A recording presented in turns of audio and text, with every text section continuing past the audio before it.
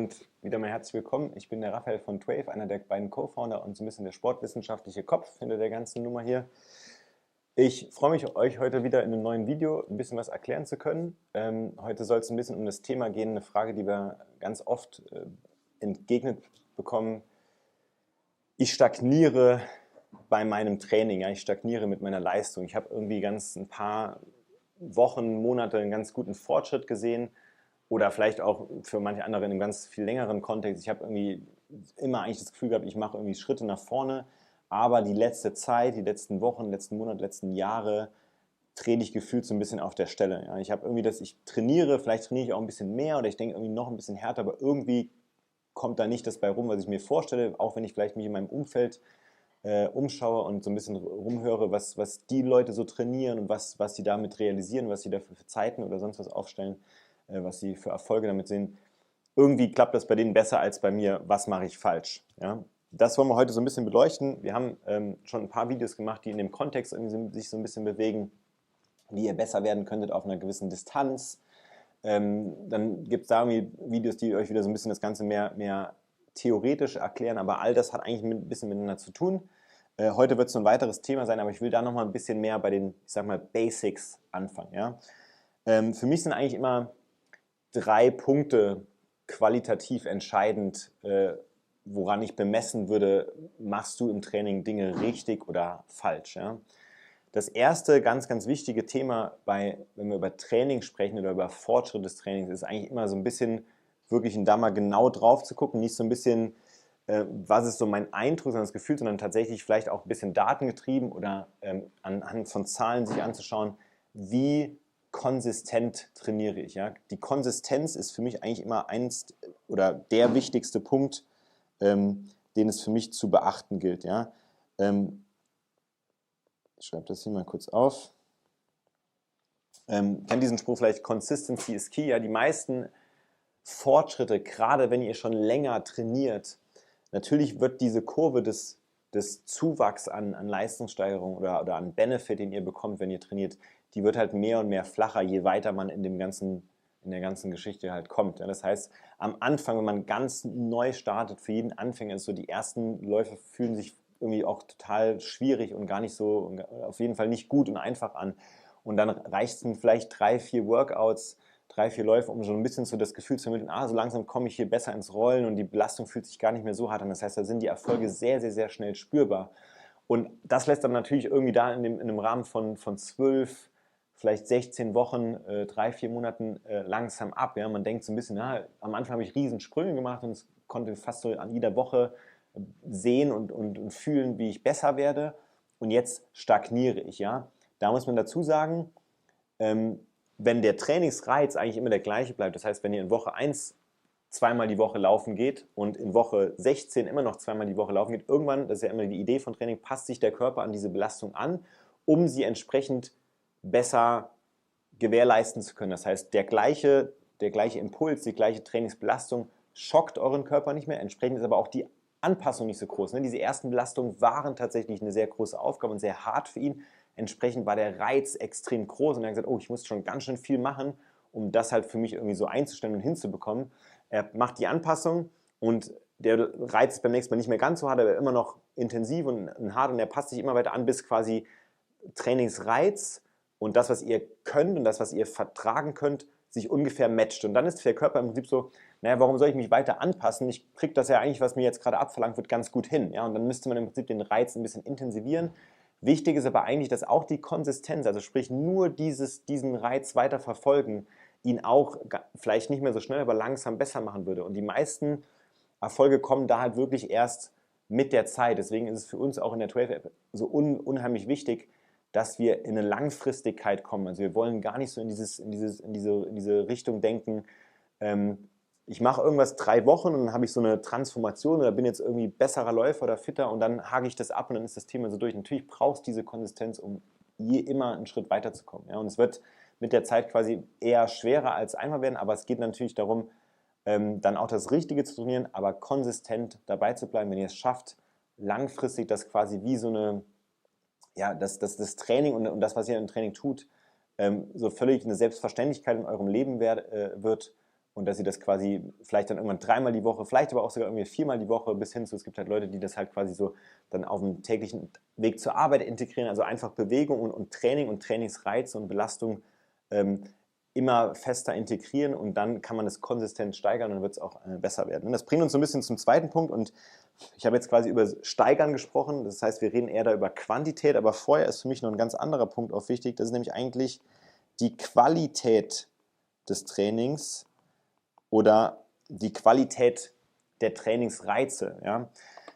Am Anfang kann man sich das so vorstellen, wenn man neu startet, ist im Prinzip, egal was man da beim Laufen veranstaltet, wenn man mal ehrlich ist, alles ein Reiz. Ja. Also ob man jetzt schnell läuft, langsam läuft, man guckt so ein bisschen, wo kann ich am besten irgendwie noch das Ganze hinbekommen oder einfach nur schaffen. Aber selbst überhaupt, sage ich mal, 5-6 Kilometer am Stück in einem Tempo zu laufen, wo ich jetzt nicht das Gefühl habe, ich muss gehen, ist schon ein ziemlich hoher Reiz. Ja? Und entsprechend, wie ich das eben dargestellt habe, ist die Anpassung sehr, sehr groß. Irgendwann, wie gesagt, kann unser Körper das und dann ist quasi einfach nur 6 Kilometer Laufen nicht mehr so unbedingt das Mittel oder einfach nichts mehr so, was ihn schockt. Ja? Und dann kann ich mir jetzt überlegen, ich kann in 2 Richtungen abbiegen. Entweder ich laufe halt länger, also ich intensiviere diesen Reiz über die Zeit, über das Volumen, mache also einfach quantitativ mehr davon, oder ich gehe in die Richtung und ich mache etwas anderes. Ich könnte zum Beispiel schneller laufen, langsamer laufen, ich könnte das mit Intervallen bestücken, ich könnte es gegen einen Anstieg an einem Berg machen. Also da gibt es ja verschiedene neue Impulse, wo mein Körper wieder so sagen würde, oh, das kenne ich jetzt so noch nicht, heißt, Reiz ist wieder da und er versucht irgendwie wieder eine Anpassung in Gang zu setzen, um das halt wieder managen zu können, um das halt quasi wieder als einen Schock verkraften zu können. Ja, das ist immer die Idee von Training. Und qualitativ wertig trainieren heißt, ihr trainiert, gerade wenn es um Effizienz geht, also ihr wollt nur 3-mal die Woche, oder ihr könnt nur 3-mal die Woche laufen oder trainieren, dann ist natürlich unheimlich wichtig, das Richtige zu tun und quasi die Zeit nicht zu verplempern und nicht in Dinge zu stecken, die vielleicht euer Körper denkt, so ja, ist ganz nett, wenn du das als Training siehst, aber mich schockt das gar nicht. Du musst schon irgendwie ein bisschen anders da rangehen, damit ich noch quasi mit Anpassung reagiere. Ja? Entsprechend muss man die richtigen Dinge tun. Das ist oft sogar noch wichtiger, als mehr von irgendwas zu tun. Ja? Es gibt ein interessantes Video, was wir zuletzt gemacht haben, was so ein bisschen zeigt, wie kann ich spezifisch für einzelne Distanzen oder einzelne, wir nennen das physiologische Profile, besser werden. Also wie kann ich irgendwie mehr in die Richtung Ausdauer oder mehr in die Richtung Speed kommen. Guckt euch das auf jeden Fall nochmal an, das greift das Thema so ein bisschen auf. Qualitativ wertiges Training, was wir in der App machen, ist im Prinzip genau das. Wir gucken, wo steht ihr heute, also nicht nur von euren Möglichkeiten und wie oft und sowas wollt ihr trainieren, sondern auch, was könnt ihr physiologisch, was ist euer Skillset und wo wollt ihr eigentlich hin? Und entsprechend entwickelt sich eine spezifisch für euch zugeschnittene Strategie. Ich muss also vielleicht mehr Intervalle trainieren und weniger Volumen. Ich muss vielleicht mehr Bergan-Intervalle machen, weniger Temposachen. Ja? Ich muss vielleicht oder auch mal grundsätzlich langsamer laufen. Oft ein Thema, was uns ganz, ganz oft begegnet, statt immer so diese Temposachen, also immer, wo man so gefühlt hat, ja, hier macht es halt ein bisschen Spaß, das Langsame macht halt nicht so viel Spaß, aber es kann tatsächlich qualitativ ein riesen Unterschied sein und entsprechend ein wesentlich wirksamer Reiz darstellen. Ja?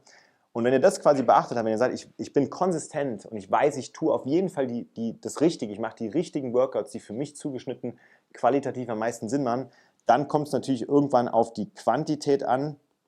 Das heißt, wenn man sieht, ich habe im Prinzip wirklich eine gute Auswahl an Workouts. Ich habe da was sehr zugeschnitten ist. Ich habe mir sehr viele Gedanken gemacht, warum ich dann doch irgendwie dienstags Intervalle mache und sonntags einen Long Run. Ich mache nicht einfach nur ein bisschen was von allem, sondern es ist sehr spezifisch für das, was ich brauche und möchte. Aber ich stagniere trotzdem, obwohl ich das auch schon jetzt irgendwie 1-2 Jahre so mache. Dann muss man natürlich irgendwann sagen, okay, vielleicht muss man da halt einfach den Reiz über das Volumen, über die Menge an wie viel davon mache ich intensivieren und dann vielleicht sagen, okay, wir brauchen ein 4. Workout oder wir müssen den Long Run tatsächlich nochmal eine halbe Stunde länger machen oder wir müssen irgendwie aus den 3 Intervallen 4 oder 5 machen. Auch da immer berücksichtigt, was ist das, was ihr erreichen wollt und das ist das, wo ihr heute steht. Aber im Grunde genommen, das kann ich wirklich aus meiner Erfahrung sagen, mit über 8 Jahren da im Ausdauertrainingsbereich, es ist eigentlich immer nach der Prioritätsliste auch der Fehler zu finden an 1, 2 oder 3. Also ich habe wenige Menschen, ich glaube, ich kann sie an einer Hand abzählen, in meinem Leben getroffen, wo ich sagen würde, puh, ich glaube, also du machst eigentlich schon wirklich richtige Training, du bist konsistent, machst das eigentlich immer, hast da auch nicht irgendwie so Ups und Downs, sondern bleibst immer am Ball und die Quantität stimmt eigentlich auch noch. Ich weiß eigentlich nicht mehr so richtig, was wir noch verändern können. Das gibt es mal vielleicht im Profi, aber es ist tatsächlich oft, vor allen Dingen dieser Punkt 2, die Qualität ist nicht. Es wird immer so ein bisschen was von allem, es wird sehr viel trainiert, ohne wirklich so wirklich zu verstehen, warum trainiere ich das eigentlich? Ja, ich mache halt Intervalle, weil es so alle machen oder weil es halt in einem Buch steht. Und ihr müsst halt immer davon ausgehen, ne? Ein Lehrbuch oder Trainingspläne aus dem Netz haben halt nun mal das Problem, sie kennen euch ja nicht. Das heißt, sie müssen so ein bisschen eine Trainingsstrategie vorgeben, die so ein bisschen mit allen irgendwie harmoniert und so ein bisschen mit allen matcht, weil sie können, wenn sie in ein Extrem gehen würden, wird es für einige wenige deutlich besser funktionieren, aber für viele andere auch gar nicht funktionieren. Das heißt, man versucht sich nicht so gerne zu spezialisieren in diesen, nennen es mal One-Fits-All-Solutions, sondern einfach dahin zu gehen, dass es für alle irgendwie ein bisschen was dabei ist. Ja? Und das versuchen wir in der App zu umgehen. Wir haben die Technologie dafür und können das ganz gut. Wenn ihr mitmacht, uns ein paar Daten gibt und da mit uns am Anfang sprecht und mit dem Coach so ein bisschen interagiert, kriegen wir das sehr schnell, sehr, sehr gut persönlich zugeschnitten und können deshalb, glaube ich, behaupten, dass wir sehr, sehr effektives und sehr, sehr effizientes Training machen. Das heißt, wahrscheinlich ist am Ende auch unmittelbar das Ding, dass wir euch aus diesem Stagnationsloch rausholen können und wahrscheinlich ein bisschen nochmal nach vorne pushen können, weil ihr vielleicht auch Dinge trainiert, die ihr vorher so noch gar nicht trainiert habt. Ja? Also Konsistenz, Qualität und Quantität. Ich hoffe, ihr konntet bei dem Video ein bisschen was mitnehmen. Checkt die App mal gerne aus. Bei Fragen kommt gerne nochmal auf uns zu und ansonsten sehen wir uns hoffentlich wieder in einem der nächsten Topics. Bis dann!